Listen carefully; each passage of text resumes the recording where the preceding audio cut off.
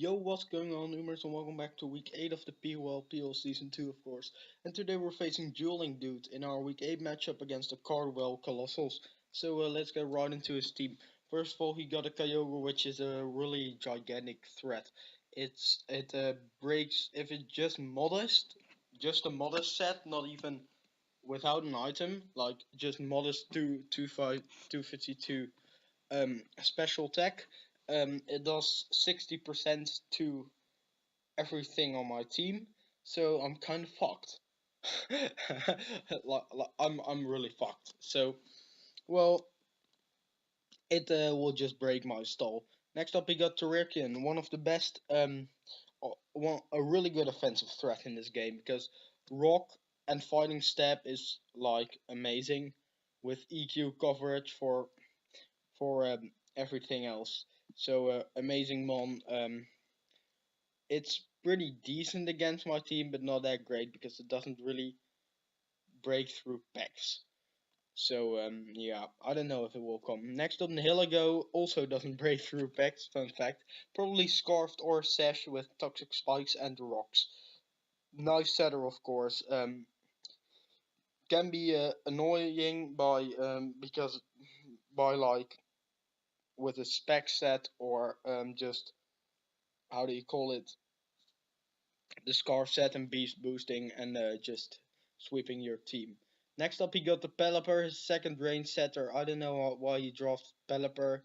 Um, I really don't know because he already has two flying types and he already has a water type.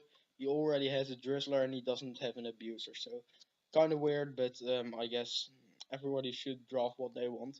I don't really get the reason. But Pelipper, of course, we all know what Pelipper does. It sets up the rain, um, and what it does after setting up the rain is scalding, U-turning, hurricaning, roosting, or defogging, even using toxic. So that's what it generally does. Next up, Mega Steelix. Mega Steelix is uh, I don't like this mon. I don't want to face it because it kind of kicks my butt.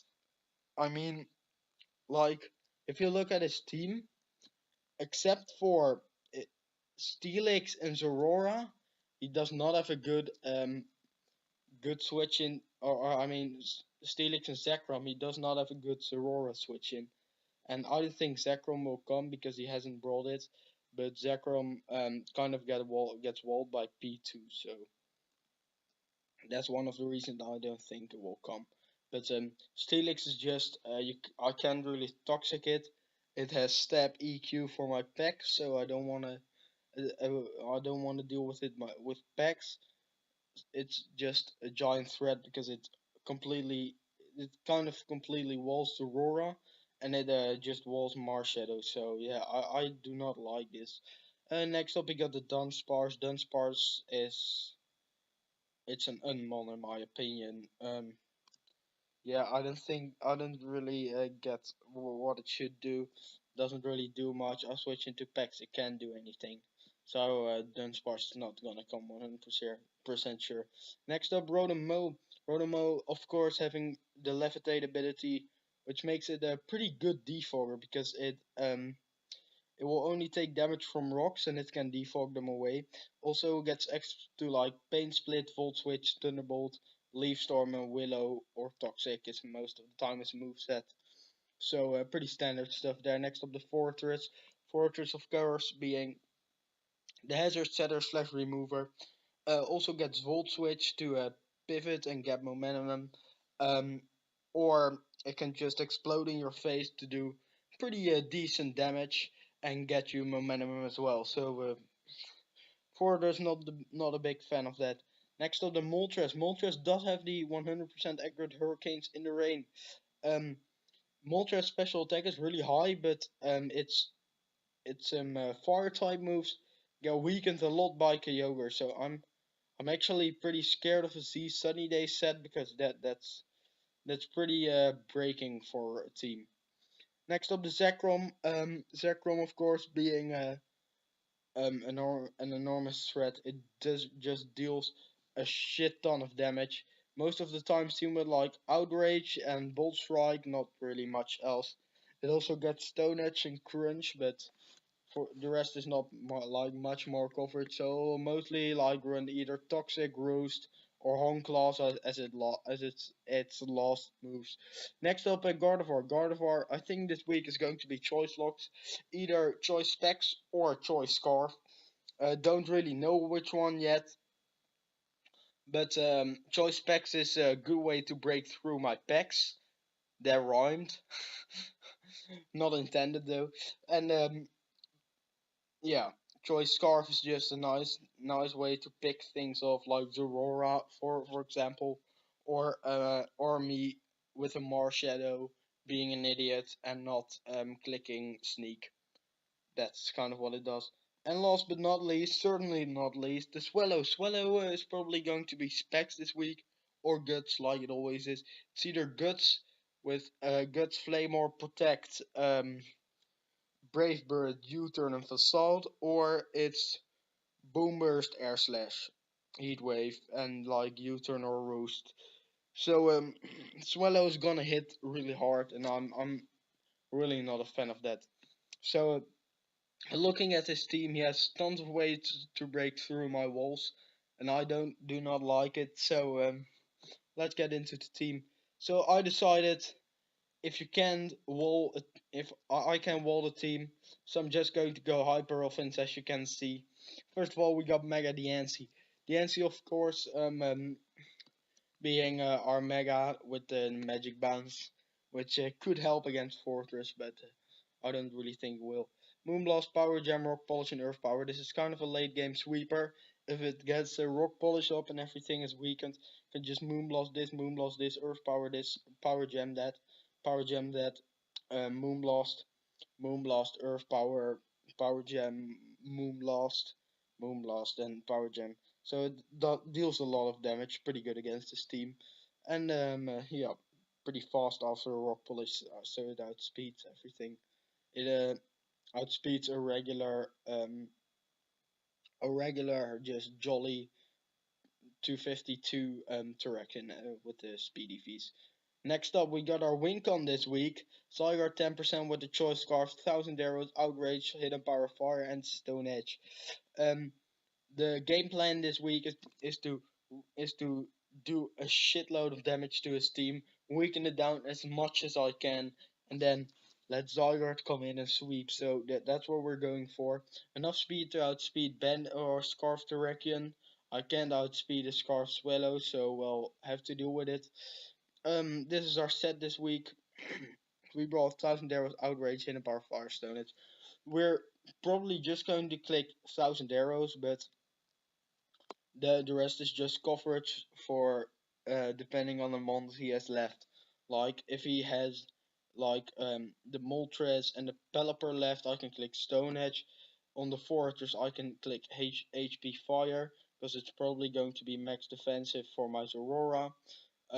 Yeah, the rest I can just easily click 1000 arrows on. And the if Zekrom is pretty bulky as well, so I can outrage on that. So next up we got Marshadow. Of course, Marshadow the Breaker, he's back.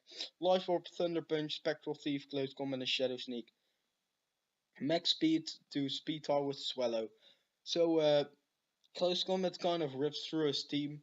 In with Spectral Thief as it always does. Um, Sneak is for the Gardevoir and just for general priority like a Scarf Kyogre. Sneak is just if the Gardevoir is scarfed, I don't want losing my Marshadow to the Gardevoir. And the Thunder Punch, of course, being for Pelipper, as I thought he might want to use Pelipper as a wall for my Marshadow. Okay, so next up we got Toxapex, which is going to be our main chipper this week. I figured Toxic Spikes and Toxic with Baneful Bunker and Skull would be really useful to just Toxic something and set up T-Spikes so everything gets worn down really quickly. And I can just Baneful Bunker to look what someone is doing. If it's like a fast offensive Swallow and he thinks, oh, I'm U-turning out on this and I Toxic him, it's better than a Flame Orb. It's just gonna like, whoa, a shitload of his or a decent part of his team and chip it down for the late game Zygarde sweep or potentially late game Diancie sweep. Next up we got the Thunderous. Thunderous Tyrion with the Titanium Z Focus Blast, Hidden Power, Ice Bolt, Switch and Thunder. Enough speed because I didn't outspeed like Turrican. Enough speed to outspeed Timid max speed or Jolly max speed Kyogre. I don't know why I would run Jolly, but just 252 plus speed Kyogre. Um, so thing is by Focus Blast, Hidden Power, Full Switch and Thunder. So, in raid, because he has two setters, I think at least Kyogre will be brought, maybe also Pelipper. I can just fire off 3 Thunders and just deal a shitload of damage. The only thing that switches into a Thunder is his Mega Steelix, and Mega Steelix is gonna get bought by Titanium Z Focus Blast.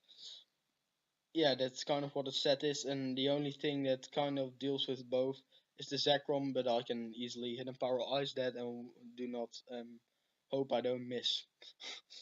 And last but not least, certainly not least, Sorora kind of destroys his team as I already said. So yeah, let's go for it. Just Adamant with enough speed to outspeed the Swallow by 1 point. I don't think it's gonna be Scarf Swallow, so it's either gonna be Specs or Flame Orb. So I figured this would be enough. Plasma Fist, Fire Punch, Close Combat, and Outrage. Pretty standard. Plasma Fist just rips through his team. Fire Punch for the Fortress. Fire Punch also is pretty good for the Rotom. Close Combat for the Mega Steelix. Plasma Fist is dead. And Outrage for the Zekrom because it kind of... You might want to use like Zekrom as a bulky wall to my Aurora. Just this thing is just a really good breaker against this team, and yeah, that's why I'm bringing it. So I hope y'all enjoyed. Leave a like, comment down below if you think I'm going to win, and well, see you all tomorrow, and have a good day.